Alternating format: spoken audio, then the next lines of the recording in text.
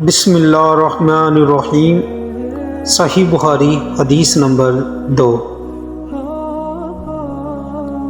ہم کو عبداللہ بن یوسف نے حدیث بیان کی، ان کو مالک نے ہشام بن عروہ کی روایت سے خبر دی، انہوں نے اپنے والد سے نقل کی، انہوں نے ام المومنین حضرت عائشہ صدیقہ رضی اللہ عنہا سے نقل کی۔ آپ نے فرمایا کہ ایک شخص حارث بن ہشام نامی نے حضرت محمد صلی اللہ علیہ وسلم سے سوال کیا تھا کہ حضور آپ پر وحی کیسے نازل ہوتی ہے؟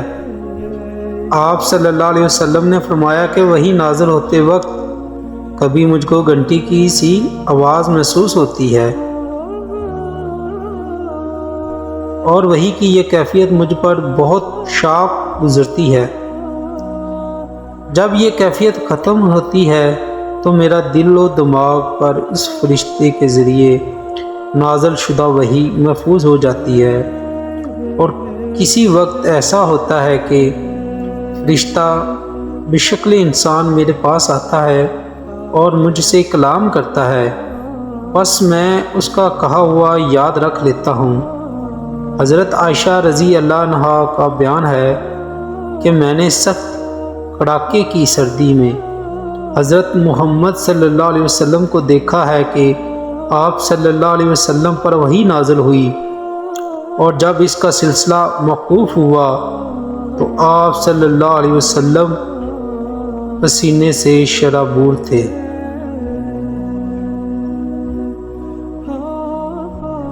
صحیح بخاری حدیث نمبر 3۔ ہم کو یحییٰ بن بکیر نے یہ حدیث بیان کی، وہ کہتے ہیں کہ اس حدیث کی کوئی ہم کو لیث سے خبر دی۔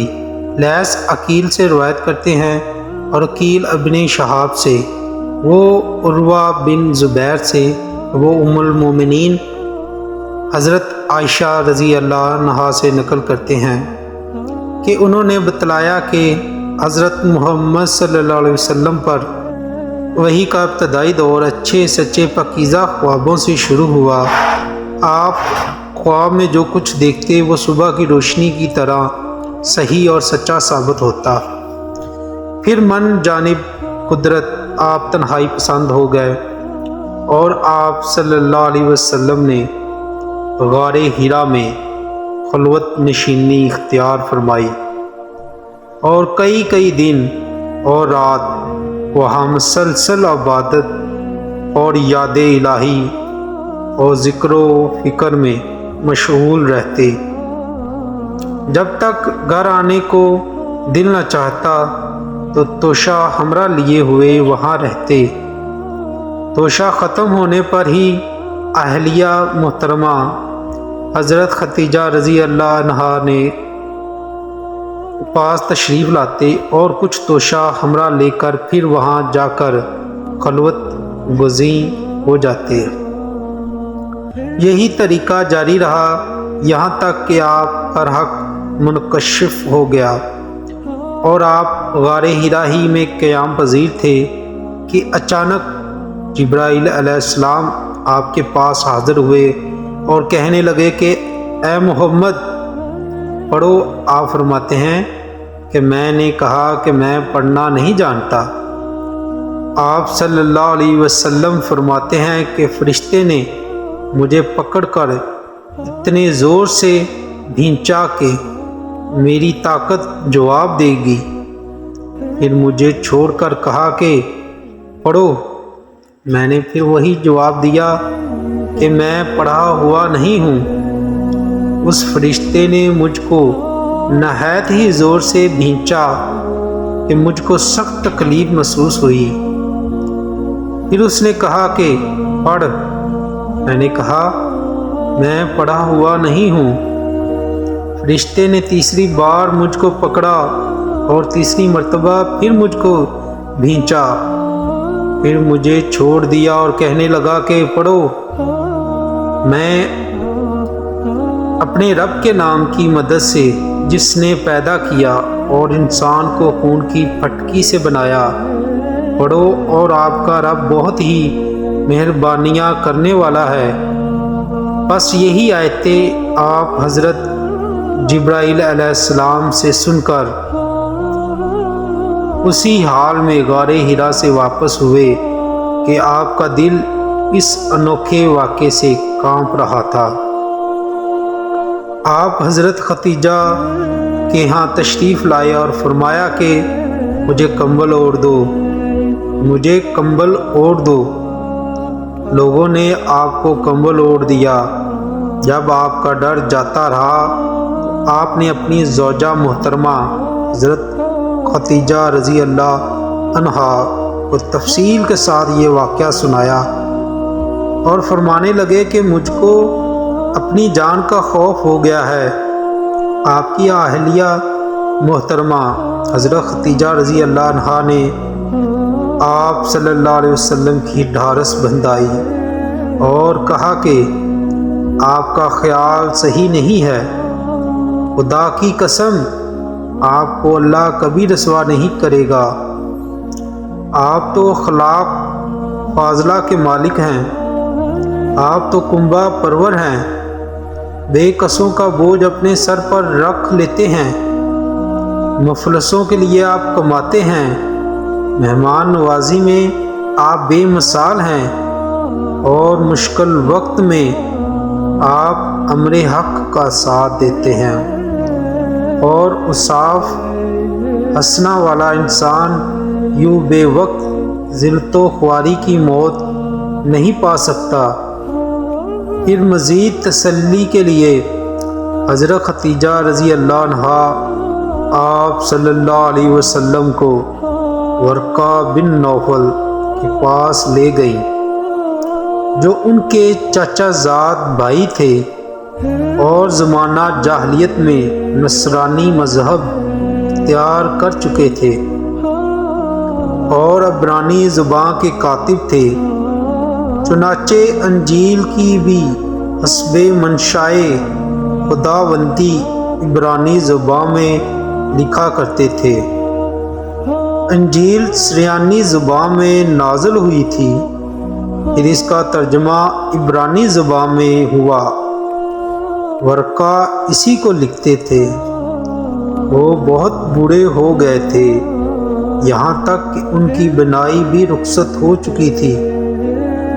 حضرت ختیجہ رضی اللہ عنہا نے ان کے سامنے آپ کے حالات بیان کیے اور کہا کہ اے چچا زاد بھائی، اپنے بھتیجے محمد صلی اللہ علیہ وسلم کی زبانی ذرا ان کی کیفیت سن لیجئے۔ چنانچہ آپ صلی اللہ علیہ وسلم نے از اول تا آخر پورا واقعہ بیان کیا، جسے سن کر ورقہ بے اختیار بول اٹھے کہ یہ تو وہی ناموس ہے جسے اللہ نے حضرت موسیٰ علیہ السلام پر وحی دے کر بھیجا۔ کاش میں آپ کے اس عہد نبوت کے شروع ہونے پر جوان عمر ہوتا۔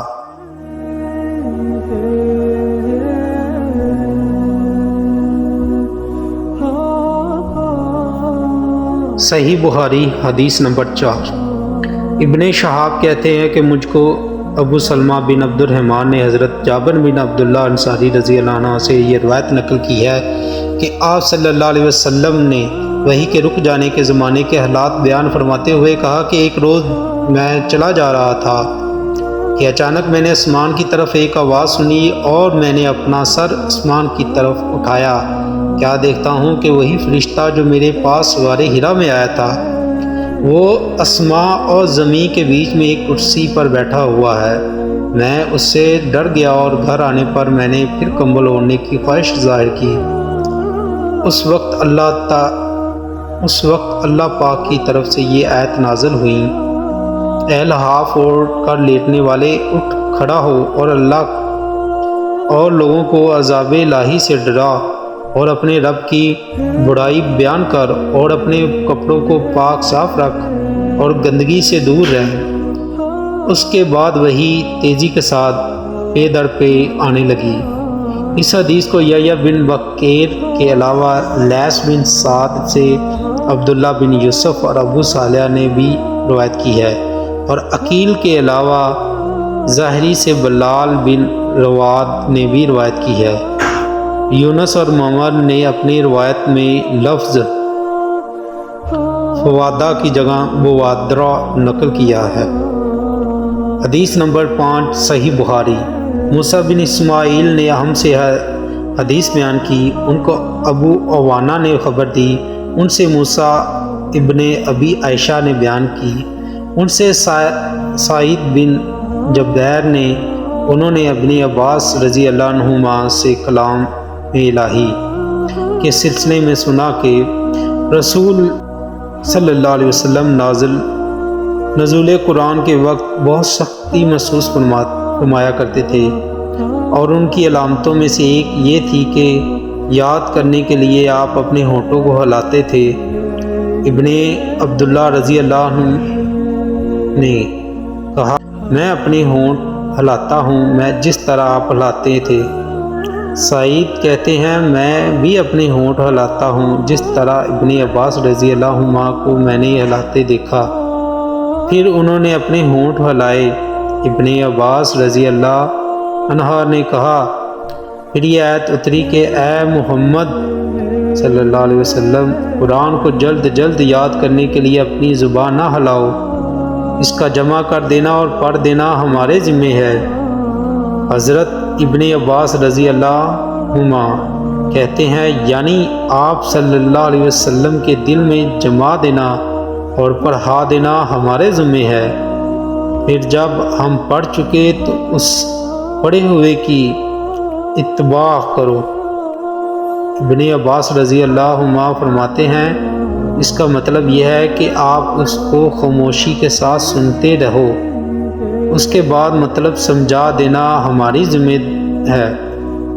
پھر یقیناً یہ ہماری ذمہ داری ہے کہ آپ اس کو پڑھو، یعنی اس کو محفوظ کر سکو۔ چنانچہ اس کے بعد جب آپ کے پاس حضرت جبرائیل علیہ السلام وحی لے کر آتے تو آپ صلی اللہ علیہ وسلم توجہ سے سنتے، جب وہ چلے جاتے تو رسول اللہ صلی اللہ علیہ وسلم اس وحی کو اسی طرح پڑھتے جس طرح حضرت جبرائیل علیہ السلام نے اسے پڑھایا تھا۔